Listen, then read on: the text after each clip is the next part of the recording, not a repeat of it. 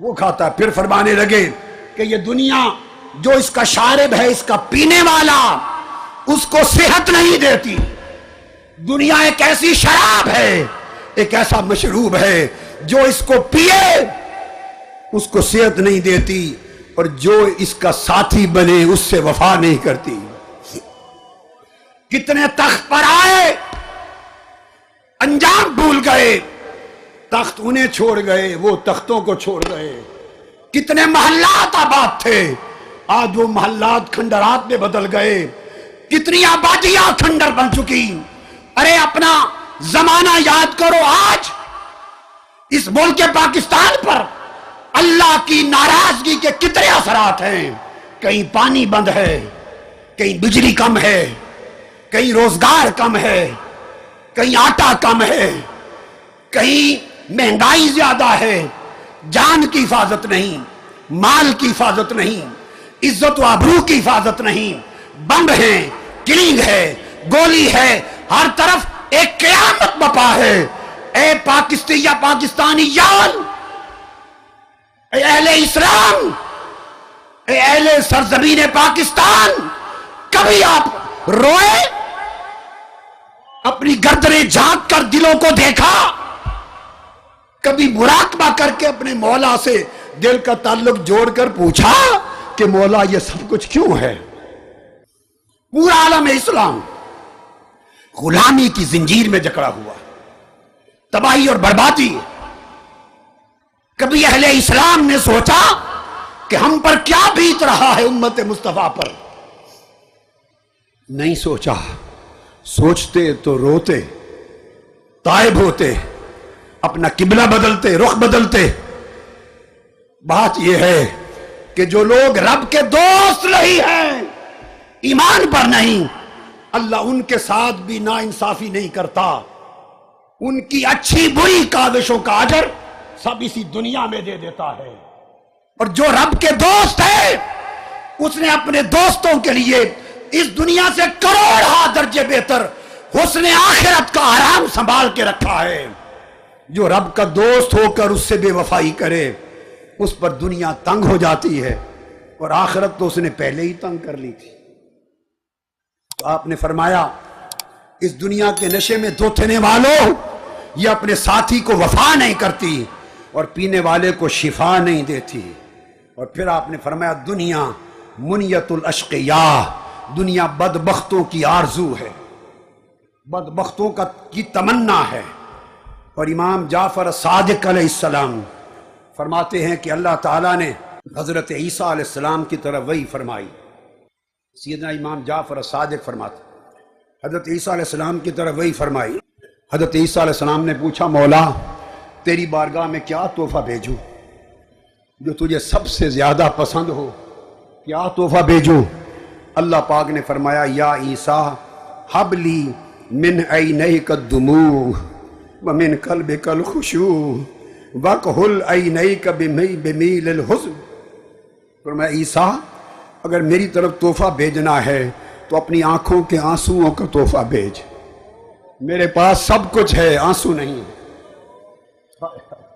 میرے پاس سب کچھ ہے، مگر ناندم اور شرمندگی کے، ندامت اور شرمندگی کے آنسو نہیں۔ مجھے اپنی آنکھوں کے آنسوؤں کا تحفہ بھیج، اور اپنے دل کے خشوع اور رقت کا تحفہ بھیج۔ جو خشوع اور خضوع ہے اس کا تحفہ بھیج۔ پھر آپ روایت کرتے ہیں، امام جعفر صادق رضی اللہ تعالیٰ عنہ فرمایا کہ اللہ تعالیٰ نے حضرت موسیٰ علیہ السلام کو وحی بھیجی۔ تورات اتارنے کے بعد اپنی کتاب تورات اتاری اور وحی بھیجی، اور فرمایا، اسمعنی لذاذۃ التورات بصوت خاشع حزین۔ اپنی کتاب اتار کے فرمایا، اے موسیٰ یہ جو میں نے تورات اتاری ہے، اب میں چاہتا ہوں کہ اس کو خود سنوں، اپنا کلام خود سنوں، اور وہ جو تیری درد و سوز والی، رقت اور گداز والی آواز ہے، اس گریہ و بکا اور درد و سوز والی آواز سے میری زبور پڑھ اور میں سن کر خوش ہوں گا۔ تو رب اپنا کلام بھی گریہ و گداز کے ساتھ سن کر خوش ہوتا ہے۔ اپنا کلام اس آواز کے ساتھ سن کر خوش ہوتا ہے۔ حاضرین محترم، خلاصہ کلام یہ ہے کہ ہماری زندگی کے یہ دن، جو لمحے ہم کو نصیب ہیں، یہ مستعار زندگی ہے۔ ہم میں سے کوئی اس زندگی کے دنوں کا مالک نہیں۔ یہ ایام و لیالی، یہ صبح و شام، یہ لمحات زندگی، یہ ادھار ہے، اور ایسا ادھار ہے، سن لو، جس کے بارے میں کچھ خبر نہیں کہ مالک کب واپس مانگ لے۔ جس کے بارے میں کچھ خبر نہیں کہ مالک کب واپس مان لے۔ ہم نے اس ادھار کے مالک بن بیٹھے اور اس دار الغرور میں دل لگا بیٹھے۔ آج کی رات کتنا الحمدللہ تعالی، کتنا بڑا عظیم حد نگاہ تک، بلکہ نگاہ کی حد جہاں ختم ہوتی ہے اس سے پیچھے تک سر ہی سر ہیں طالبین کے۔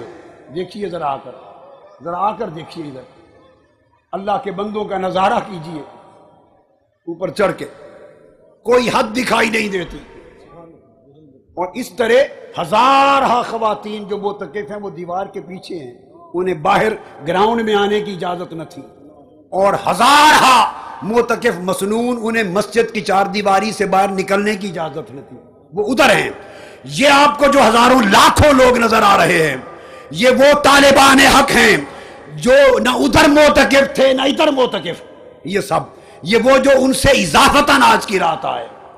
کس لیے آئے ہیں؟ میرا آخری سوال ہے، پھر ہم دعا کی طرف متوجہ ہوں گے۔ کس لیے آئے ہیں؟ اگر آج کی رات بھی ہمارا شعور بیدار نہیں ہوتا، اور ہمارے اندر ہمارا سویا ہوا من بیدار نہیں ہوتا، اور رب سے جو ہمارا تعلق کٹ گیا ہے، ٹوٹ گیا ہے، ہم آخرت کو بھول چکے ہیں، ہر شخص اپنے ساتھ دھوکہ کر رہا ہے، اپنی اولاد کے ساتھ دھوکہ، اگلی نسلوں کے ساتھ دھوکہ، ملک و قوم کے ساتھ دھوکہ، اپنے دین کے ساتھ دھوکہ، اپنے نبی کے ساتھ دھوکہ۔ نام اللہ کا بندہ ہونے کا لیتے ہیں، لیکن ہماری زندگی اللہ کی بندگی سے خالی ہو چکی ہے۔ نام تاجدار کائنات کی غلامی کا لیتے ہیں، مگر ہماری زندگی کا عمل مصطفیٰ کی غلامی سے خالی ہو چکا ہے۔ کتنے لوگ ہیں جو پابندی کے ساتھ ہر روز 5 مرتبہ اپنی جبین نیاز اللہ کے حضور چکاتے ہیں۔ یہ 17-18 کروڑ کا ملک پاکستان، اور مسجدوں میں نمازیوں کی تعداد، اس کی گنتی کر لو، اور پھر اللہ کی رحمت کے طلبگار بنتے ہیں ہم، اس سے منہ موڑ کر، اللہ سے بے وفائی کر کے، نافرمانی کر کے ہم اس کی رحمت کے طلبگار بنتے ہیں۔ مگر اس کا پھر کرم ہے کہ وہ فرماتا ہے کہ پھر بھی چلو میرا بندہ رو پڑا ہے، معاف کر دو، پھر بھی اسے رونے پر حیا آ جاتا ہے، رونے پر کرم کر دیتا ہے۔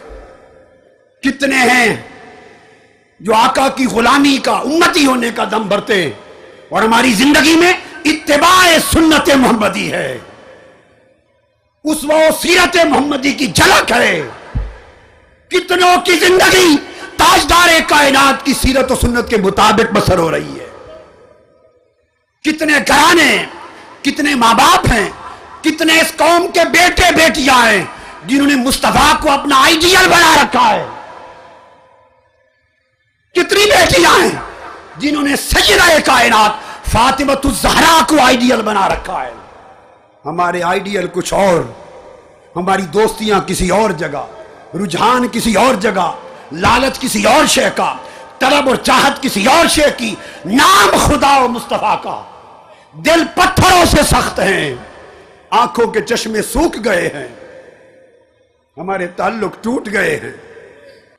ہمیں پوری قومی سطح پر ایک توبہ کرنا ہوگی، اللہ کی طرف مڑنا ہوگا، اور گنبد خضرا کی طرف اپنا سفر شروع کرنا ہوگا۔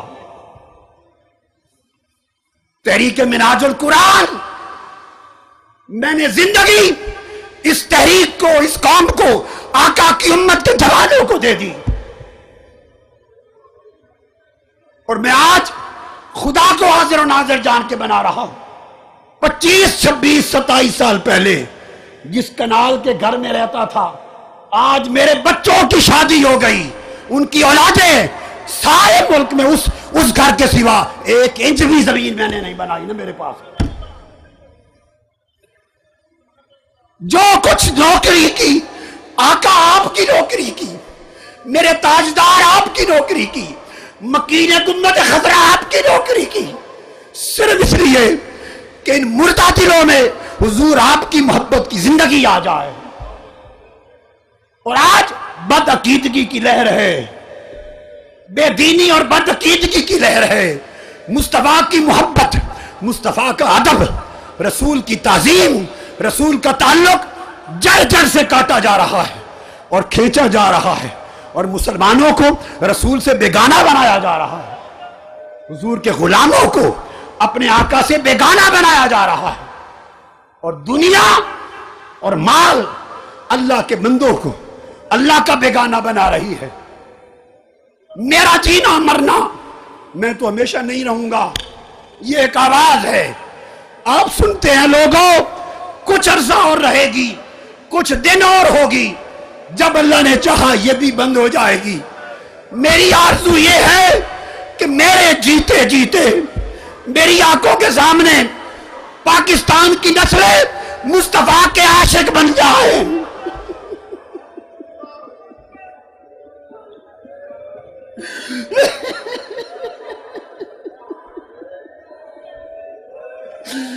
میرے آقا کے عاشق بن جائیں، میرے آقا کی محبت میں فنا ہو جائیں، ان کا جینا مرنا خدا اور مصطفیٰ کے لیے ہو جائے، اوڑھنا بچھونا حضور کی سنت ہو جائے، حضور کی سیرت ہو جائے، اللہ کے دین کا جھنڈا تھام لے، مسلمان ہو جائے، اور پھر بھولی بسری داستان خدا و مصطفیٰ کے تعلق کی دوہرا دیں۔ اس کے سوا کچھ نہیں، اس کے سوا نہ کچھ طلب کیا ہے، نہ ضرورت ہے، نہ کچھ مانگتا ہوں، نہ بناتا ہوں۔ یہاں آنے والوں، صرف ایک رات دعا کا خیال لے کر نہ آیا کرو، خدا کے لیے زندگی بدلنے کا خیال لے کر آیا کرو۔ یہ لمحوں کے سودے، عارضی سودے، اور جب صبح ہوئی پھر بے وفا ہو گئے خدا سے، یہ سودے اچھے نہیں ہیں۔ ان برے سودوں نے امت کو تباہ کر دیا، ملک کو تباہ کر دیا۔ پختہ سودے کرو، اللہ کے ساتھ پوری یاری لگاؤ، مصطفیٰ کے ساتھ کامل یاری لگاؤ، خدا کے ہو جاؤ، مصطفیٰ کے ہو جاؤ، پھر دیکھو اللہ کی عزت کی قسم، اس کی رحمت بہار بن کر تمہاری زندگیوں میں کس طرح برستی ہے، حضور اپنی کملی کس طرح تان کر آپ کے سروں پر قائم ہوتے ہیں۔ حضور کا فیض آج بھی جاری ہے۔ بدبخت ہیں وہ لوگ، نابینا ہیں وہ لوگ، اندھے ہیں وہ لوگ جو سمجھتے ہیں کہ وصال کے بعد فیض بند ہو گیا، معاذ اللہ ان کی قبر ہو گئی، زندہ نہ رہے۔ بدبختو تم زندہ نہ رہو، مصطفیٰ کو مردہ سمجھنے والوں، مصطفیٰ زندہ تھا، زندہ ہے، زندہ رہیں گے۔ ان کا فیض ابو بکر و عمر کو جیسے ملتا تھا، فرق یہ ہے وہ بلا حجاب پاتے تھے، اب امت کو پردے کے پیچھے سے عطا کرتے ہیں، اور یہ پردہ ہماری آنکھوں کا ہے، مصطفیٰ کا نہیں ہے۔ اگر ہم پردہ ہٹا لیں، مصطفیٰ آج بھی بے نقاب دیدار کراتے ہیں اپنے مردوں، اور بے حساب عطا کرتے ہیں۔ اللہ کا کرم اگر اس زمانے میں تھا تو آج اللہ معاذ اللہ برا نہیں ہو گیا، کمزور نہیں ہو گیا، اللہ کے کرم کا خزانہ ختم نہیں ہو گیا۔ ہمارے ہاتھ اٹھنا بند ہو گئے ہیں، ہماری جھولیاں پھیلنا بند ہو گئی ہیں، ہم عارضی ہاتھ اٹھاتے ہیں، رات کے اندھیرے میں سال میں ایک رات، اور صبح ہوتے ہی پھر اس مولا کے ساتھ عہد و پیمان کو بھول جاتے ہیں۔ تم عہد و پیمان کو پختہ کر لو، خدا کی رحمت تمہارے سر سے اٹھے گی ہی نہیں۔ اپنے دھیان اپنے دلوں کی طرف کر لو، دعا تو اب ہوگی، مگر میں چاہتا ہوں یہ دعا آج کی رات دعا کے لالچ کے لیے نہ ہو، زندگی بدلنے کے لالچ میں ہو۔ جہاں جہاں تک کوئی سن رہا ہے، کروڑوں افراد، خاندان، گھر، عورتیں، مرد اور بچے، سب کے لیے کہہ رہا ہوں، زندگی کے احوال کو بدلنے کا عہد کرو، اللہ رسول سے پکی یاری کرو، پکی یاری کرو۔ بس ایک پیغام ہے، پکی یاری کرو، خدا کے سچے بندے بنو، حضور کے سچے وفادار بنو، اور اس کا مشاہدہ عملی زندگی کی تبدیلی کے ذریعے ہونا چاہیے۔ تحریک منہاج القرآن کا فقط ایک ہی مقصد ہے، یہی غرض ہے، یہی غایت ہے، یہی منزل ہے، یہی ہمارا مصطفی انقلاب ہے۔ ہم دہشت گردی کے انقلاب کو نہیں مانتے، تحریک منہاج القرآن بلکہ امت محمدی دہشت گردی کو رد کرتی ہے، دہشت گردوں کو رد کرتی ہے۔ ہر دہشت گرد اسلام کا دشمن ہے، قرآن کا دشمن ہے، مصطفیٰ کا دشمن ہے، امت محمدی کا دشمن ہے۔ دہشت گرد کا کوئی تعلق نہ اسلام سے نہ کسی اور مذہب سے ہے، وہ ایک مجرم ہے۔ اسلام اور تاجدار کائنات اور تاجدار ان کا پیغام امن ہے، محبت ہے، اخلاق ہے، دوستی ہے، نرمی ہے، اپنے احوال کی اصلاح ہے، تقویٰ ہے، خدا کا خوف ہے۔ ایسا صالح بندہ بنانا ہے جو آخرت میں لوگوں کے کام آئے اور قیامت میں عذاب کے حقداروں کے کام آئے۔ یہاں بھی لوگوں کے کام کرے، قیامت میں بھی شفاعت کرے لوگوں کی، نفع بخش بندہ بن جائے، یہاں بھی لوگوں کے کام آئے، وہاں بھی لوگوں کے کام آئے۔ کئی صحابہ نے اس حدیث کو روایت کی آقا سے، آقا نے فرمایا اللہ تبارک و تعالیٰ نے اپنی رحمت کے 100 حصے کیے ہیں۔ کتنے حصے؟ 100 حصے کیے ہیں، اور جب سے کائنات بنائی تب سے لے کر قیامت کے دن بپا ہونے تک ساری کائنات میں اللہ نے اپنی رحمت کا صرف ایک حصہ ابھی تک بانٹا ہے،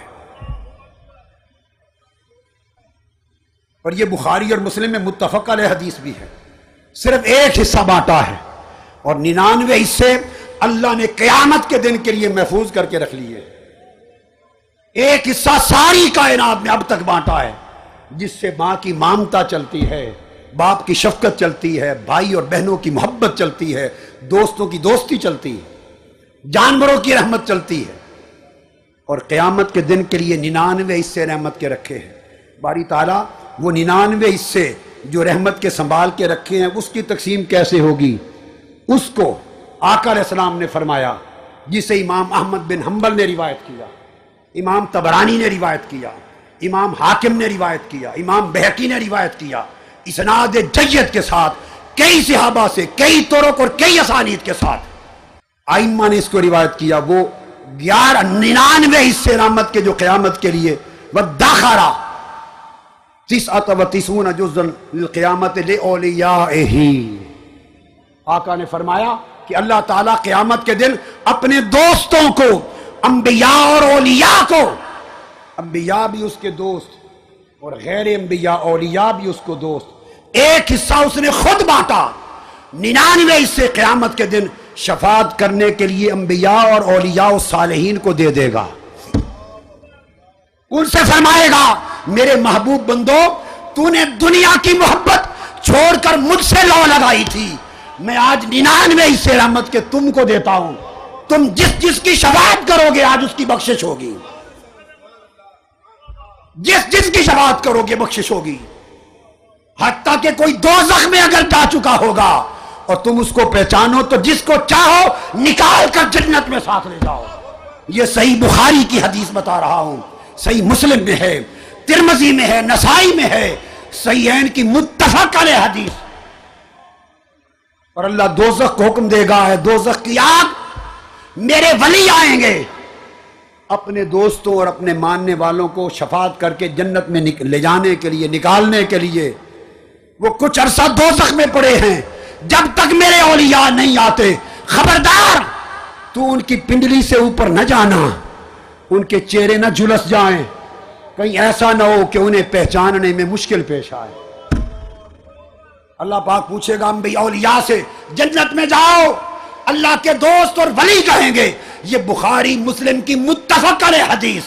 افسوس آج میڈیا پر، ٹی وی پر، ذرائع ابلاغ پر ان پڑھ لوگ جنہوں نے نہ کبھی بخاری پڑھی نہ مسلم پڑھی، نہ علم اہل علم کے سامنے زانوے تلمس طے کر کے سیکھا، نہ کتب کے سمندر میں غوطہ زن ہوئے، بیٹھ کر غلط باتیں کر کے امت مسلمہ کی نسلوں کو بہکاتے گمراہ کرتے ہیں.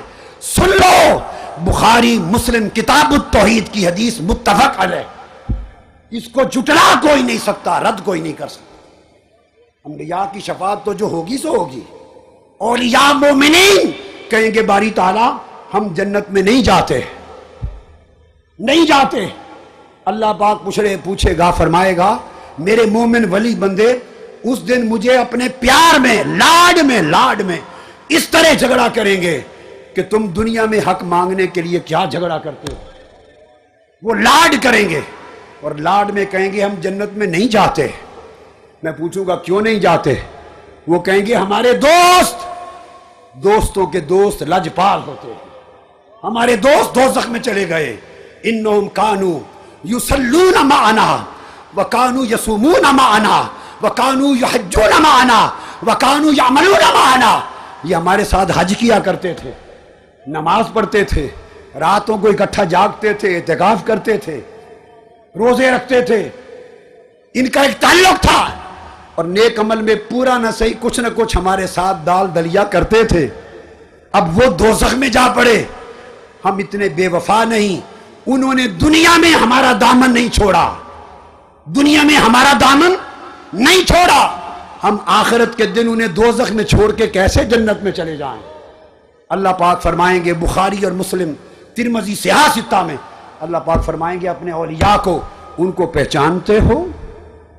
عرض کریں گے باری تعالیٰ پہچانتے ہیں.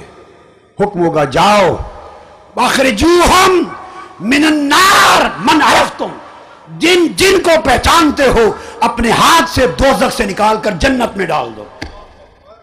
اولیاء ہاتھ سے دوزخ سے نکال کے جنت میں ڈالیں گے. تو اسلام چاہتا ہے کہ اللہ کے ایسے بندے بنے کہ یہاں بھی مخلوق کے کام آئیں اور وہاں قیامت میں بھی دکھی مخلوق کے کام آئیں.